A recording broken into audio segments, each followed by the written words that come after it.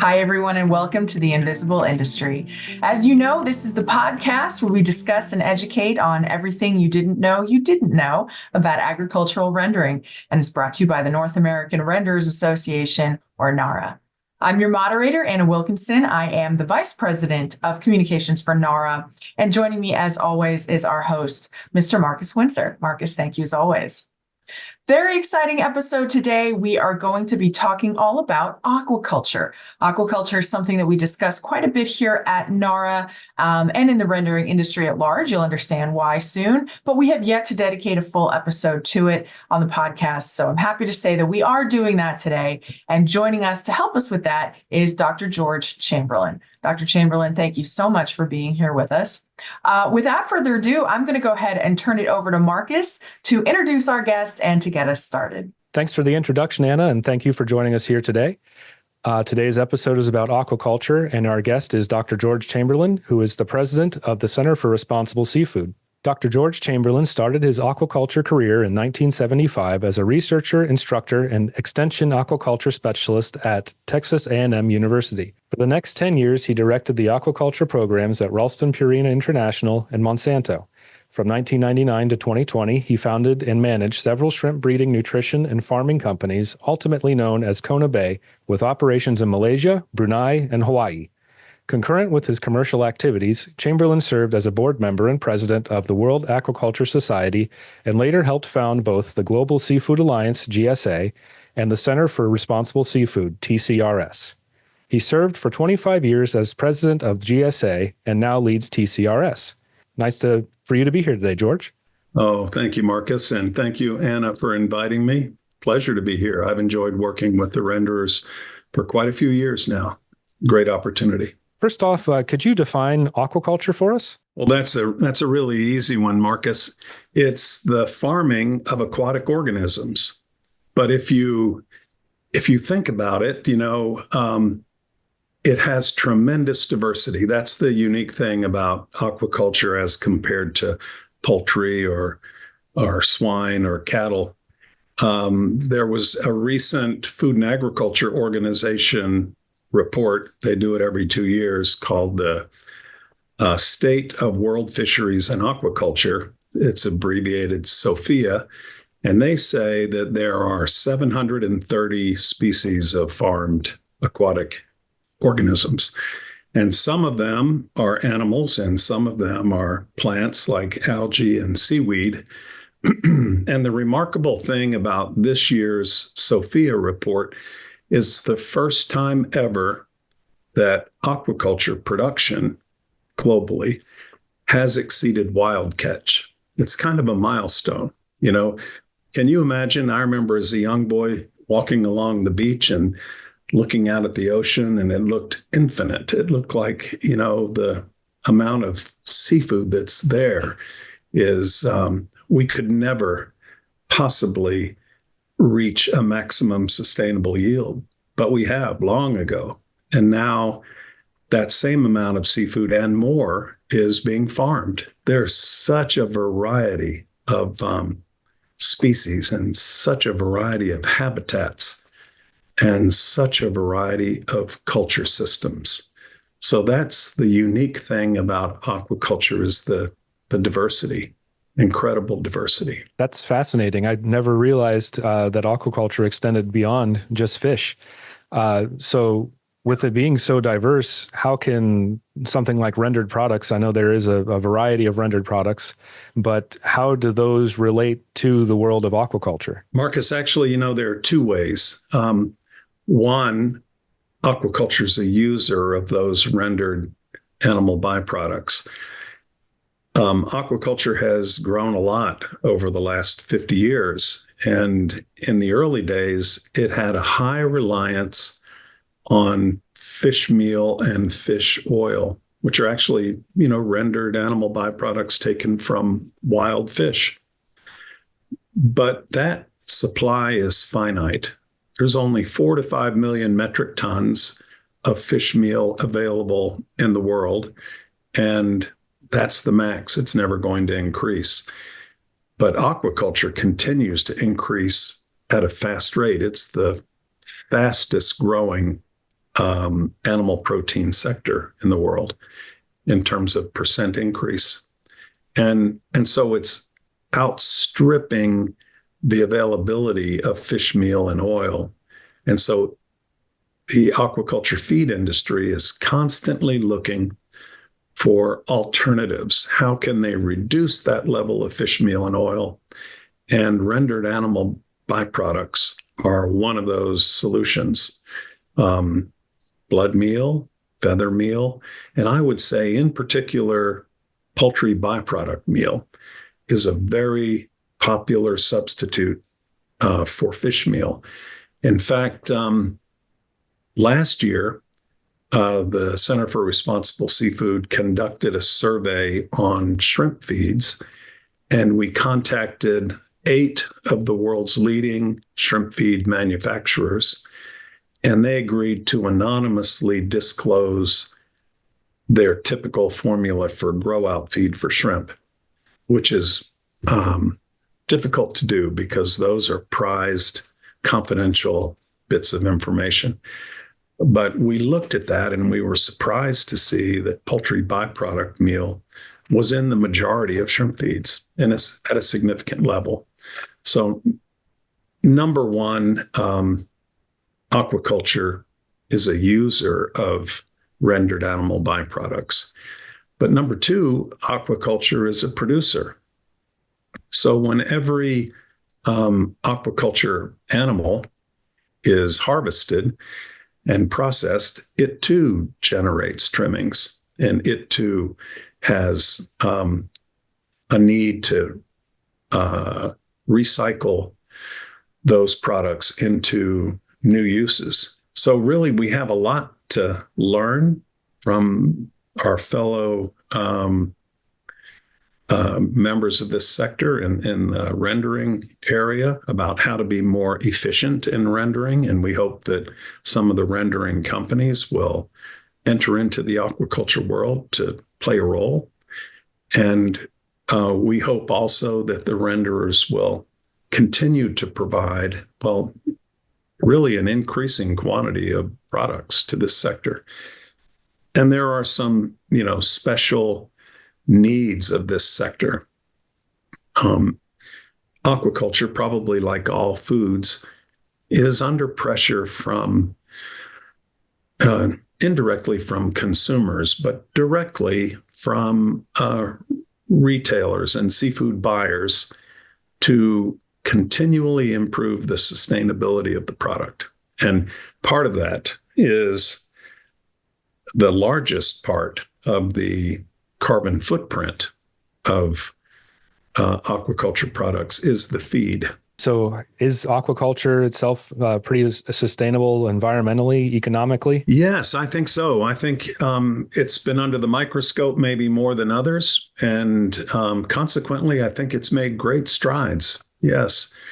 One of the things that maybe we should emphasize is a concept called the circular economy, which is so important, to take the byproducts or trimmings of a given sector and to reuse them and to put them back into the cycle. And that's one of the connections we have with the renderers, where the trimmings are generated into a stable, high-value, useful product that goes back into feeds, is fed again and not wasted, and contributes to the sustainability of the industry.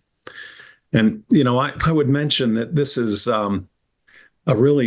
this feed sector is evolving fast, and there are many novel ingredients as well. And there are groups that are trying to find substitutes for the highly unsaturated oils in fish that are really valuable for our health, either by producing algal oils or by genetically modifying row crops like canola and camelina so that instead of vegetable oil, they produce these long chain fatty acids. So this whole idea of, how to produce sustainable ingredients, the whole sector is evolving. And the rendered sector is a very important component of it because it recycles through the circular economy all these nutrients back into the system. So you talk about nutrients and things. That kind of makes me think of formulations for different types of animals. How is the formula different for something that's going to aquaculture versus what would go to something on land, like animal feed and pet food? Actually, in some ways they're very similar. The basic nutrients, the amino acids, fatty acids, vitamins, minerals, a lot of the nutrients, of course, are the same, but the levels of those nutrients are different. So, for example, protein in, let's say, chicken and pig diets is maybe half of what's in most shrimp and crustacean diets. Chickens and pigs might range from 15% protein to 23%. And most fish feeds are in the 30 to 40% range. So much higher protein levels in the aquatic organisms. But the feed conversion tends to be lower in the aquatic organisms. So in general, fish and crustaceans range between as low as 1, feed conversion of 1, up to about a little over 2. And of course, on the terrestrial side, cattle can be 8 to 10 on the feed conversion. Pigs can be around 3, and poultry around 2. So in general, aquaculture requires a higher protein, but it's a very good converter of nutrients. And there are a couple of reasons why aquatic organisms are efficient. One is they live in the water and they don't attempt to maintain their own body temperature. Not like us. A lot of animals need to maintain a body temperature, whether it's hot or cold, and that's an energy expenditure.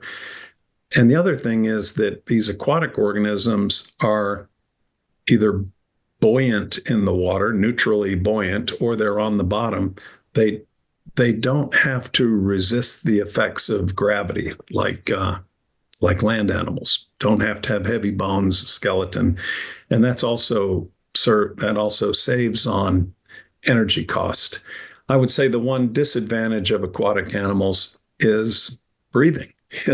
Land animals can take a breath and there's plenty of oxygen right there all the time. In an aquaculture world, it's dissolved in water. It's a little more difficult to get, and there can be local imbalances where there can be shortages of oxygen in the water for a period of time. So anyway, some advantages and disadvantages, but as a general rule, higher protein requirements, but better feed conversion. How would a pet food nutritionalist look at the formulation compared to someone in the aquaculture? Would that be significantly different as well, since they have the same advantages and disadvantages? It's a very good question. The interesting thing about pets is no pet owner cares about feed conversion or growth rate. What they really are most focused on is whether their pet enjoys the food. And so palatability is really the overwhelming interest of a pet owner. And of course, health of the animal. And so there's a tremendous amount of effort spent on making sure that the food tastes good. And it turns out that one of the real flavor enhancers is from hydrolyzed poultry and, poultry byproducts. The hydrolyzed means that these poultry proteins are enzymatically digested, and the protein's a long molecule, and this enzyme chops it up over time into shorter and shorter and shorter chain length. And what the nutritionists do is they stop that reaction at different points in time. So there are different chain lengths, and they feed those to pets. And then they say, the most desirable digest or hydrolysate, they're called, is when the protein reaction goes this long. And then they control it and develop that and industrialize it, and that is added as a ingredient to the feed. And given the fact that pet foods are among the most pricey of feeds, much more expensive than terrestrial animal food or an aquaculture feed, then pet food manufacturers can afford to spend more on their ingredients and select the very best quality. For example, when they buy poultry byproduct meal, they'll want what's called the pet food grade, which has less ash, less bone. And they're also very selective about ingredients that they bring from the aquaculture side. And they often are very selective from a sustainability and carbon footprint point of view. So, and then taking that same argument back one notch, let me say that aquaculture feeds are in turn much more expensive than terrestrial feeds. So let's take an example. So a shrimp feed might be around $1 a kilo. Salmon feed might be around $1.60 a kilo. And if we look at, for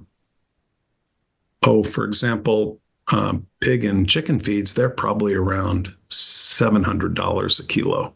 So you see there's quite a difference.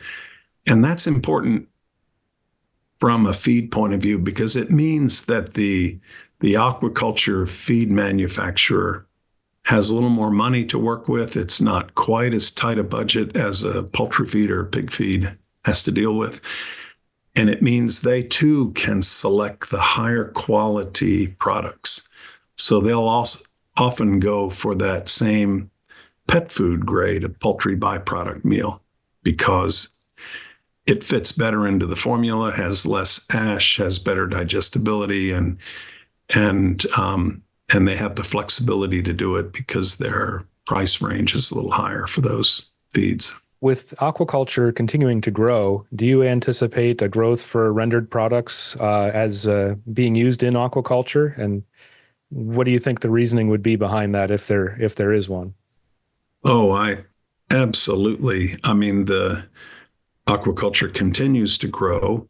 This same Sophia report indicated that it's at the outset of this presentation, I mentioned that for the first time, global aquaculture production exceeds wild catch landings in 1922. That's this year's report refers to 2022 data. But that same report from 2022 indicates that aquaculture is expected to continue to grow fast, and it's becoming, greater and greater proportion of the diet. It said something to the effect that in 1961, the per capita global consumption of seafood, not just the US, but around the world, I believe it was, 9.1 kilos. But in 2022, it's 20.7. It's more than doubled. And so this is not accounting for population increase. This is what each person is eating. And we're all globally eating more and more seafood because it's healthy. And so the demand is going up, and the demand for the feed ingredients is going up at the same rate, and rendered animal byproducts will be a very important part. And the farther we go down the road, the less percentage of fish meal and oil can be used in the diet, and the more substitutes will be required. So it's very important that aquaculture and renderers work together. And as I say, aquaculture maybe can outbid land proteins on some of these ingredients, and is willing to pay more for them because they've got a little more space in their formulas. Just in general, can people consuming more fish and using aquaculture more, what's something that the general public should know about aquaculture? First of all, seafood is really healthy, and I think the general population realizes that. First of all, it's a very balanced form of protein, but the interesting, unique part of seafood is the fats. Unlike terrestrial foods, aquatic foods have long-chain fatty acids, and two of them in particular we hear a lot about. They're both very important. One of them is called EPA, eicosapentaenoic acid. This is a long-chain fatty acid that's very good for the heart. It greatly reduces heart attacks, and the more we eat, the less susceptible we are to heart failure. And the other one is DHA, docosahexaenoic acid, and it's one that's very good for the brain and also for prenatal development. This expectant mothers are encouraged to have more DHA in their diet because it improves the IQ and the dexterity of their future child. And so EPA and DHA, they ultimately come from the algae in the oceans, and then they're accumulated through the food chain into the seafood that we eat. And so it's very important that we get those nutrients to improve our health, and seafood's just a great source for that. So I think healthy, and then, the sustainability story that we've already talked about, that hey, seafood has a very low feed conversion ratio. It takes very little feed to convert into seafood. That it uses less and less resources to produce a kilogram of product, and it's becoming more sustainable over time. As we said, this is an evolving sector, and all of the feed industries are animal food industries are improving.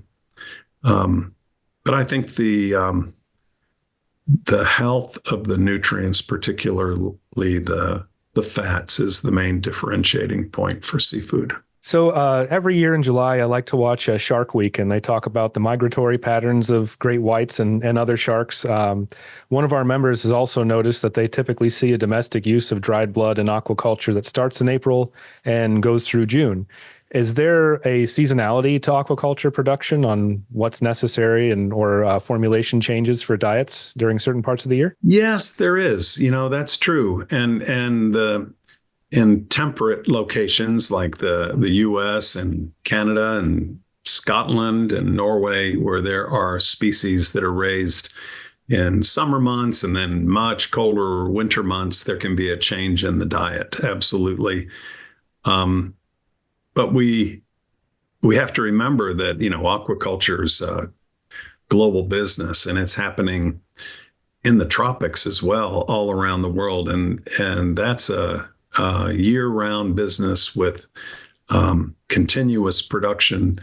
And even if there's a seasonality factor where we're demanding something in the northern hemisphere, conversely, the southern hemisphere at the same time, they're in the opposite season. So things globally tend to really balance out. But absolutely, seasonally, there can be differences in the diet.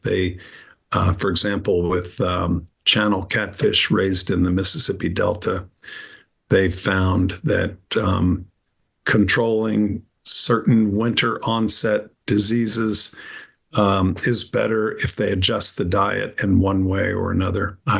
Frankly, I don't recall exactly what that adjustment is, but yes, experience has shown that there can be adjustments in the diet that improve resistance to low temperature and so forth.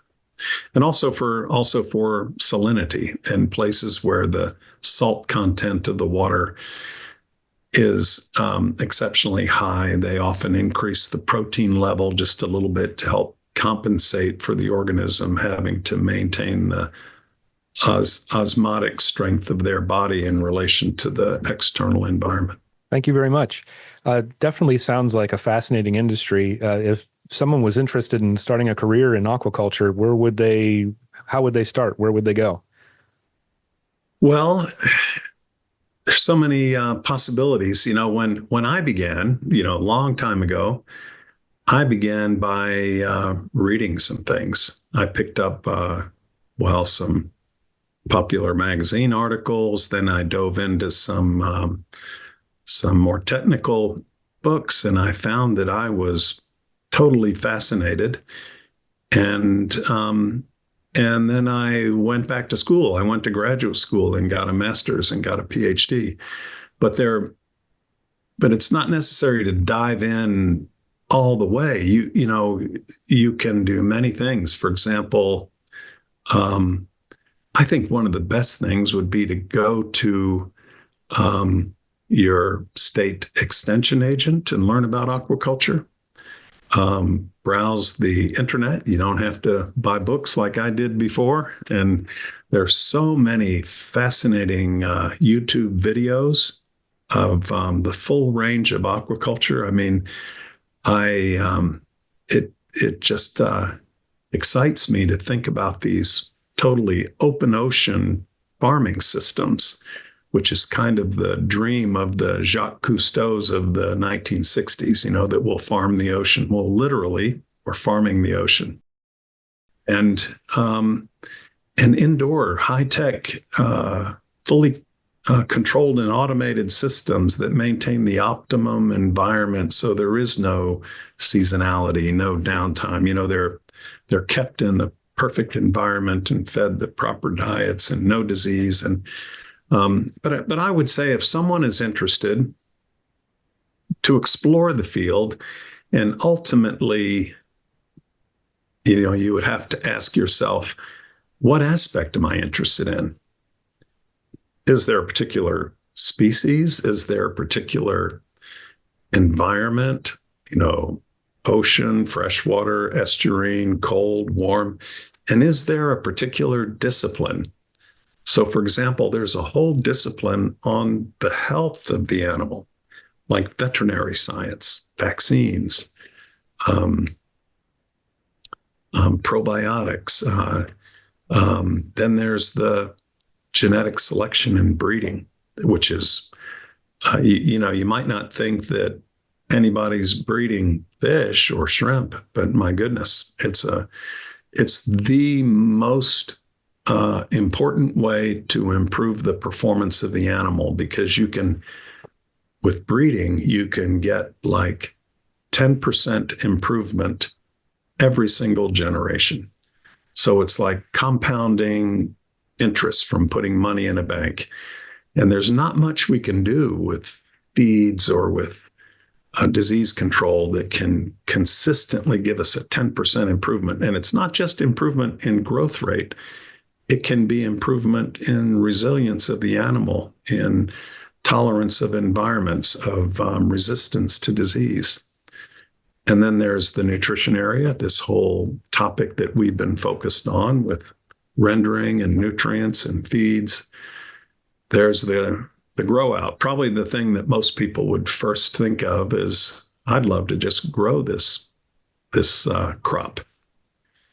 And then, we shouldn't forget about the processing and the marketing.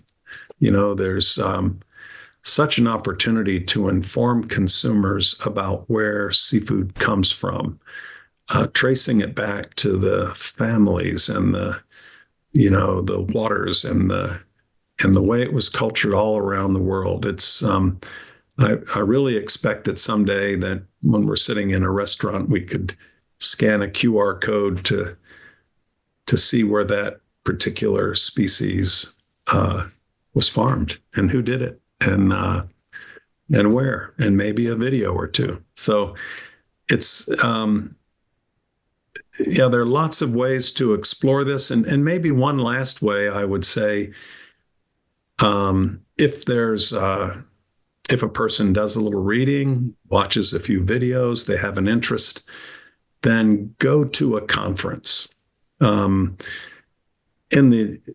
Almost every state has their annual aquaculture conference, and then there's an Aquaculture America event that happens in the U.S. every year. And then there are lots of international events, like in our organization, the Center for Responsible Seafood hosts one called the Shrimp Summit each year. And the next one will be in Bali, Indonesia. And we always include tours to commercial facilities. And there's nothing like going to a conference and approaching the actual practitioners. And there will be people there that are involved in the feed side of it, in the grow out side, in the processing, and there'll be major buyers, maybe someone from Walmart or someone from Red Lobster might be at these meetings. And that's where you find out by exchanging ideas and talking to them where your interest really lies. And it can be a fascinating career. I think when I first joined, I was worried that maybe there wouldn't be any more new stuff to learn. Maybe it was almost tapped out. Oh my gosh, it's gone the other way, Marcus. Instead of running out of new things, it just, it exponentially increases the amount of stuff we have to learn in all these areas. So that's not a worry. There's going to be plenty that we still need to learn. That's great to hear. Well, thank you so much for being our guest today. This has been a fascinating discussion, and I hope it'll be a great episode. Thanks everyone for watching, and thank you, Anna, for moderating as usual. It's my pleasure. And if anyone would like to ask any question, I hope you'll contact me at george.chamberlain@responsibleseafood.org. Thank you so much, Marcus. And a huge thank you again to Dr. Chamberlain for joining us. We can't tell you how much we appreciate it. And thank you, everyone out there, for being here once again for this episode of The Invisible Industry. We hope you'll join us again. If you'd like to learn more in the meantime about NARA or the rendering industry, you can visit us at NARA.org. Stay curious, everyone. And to all our rendering listeners out there, stay seen and stay green.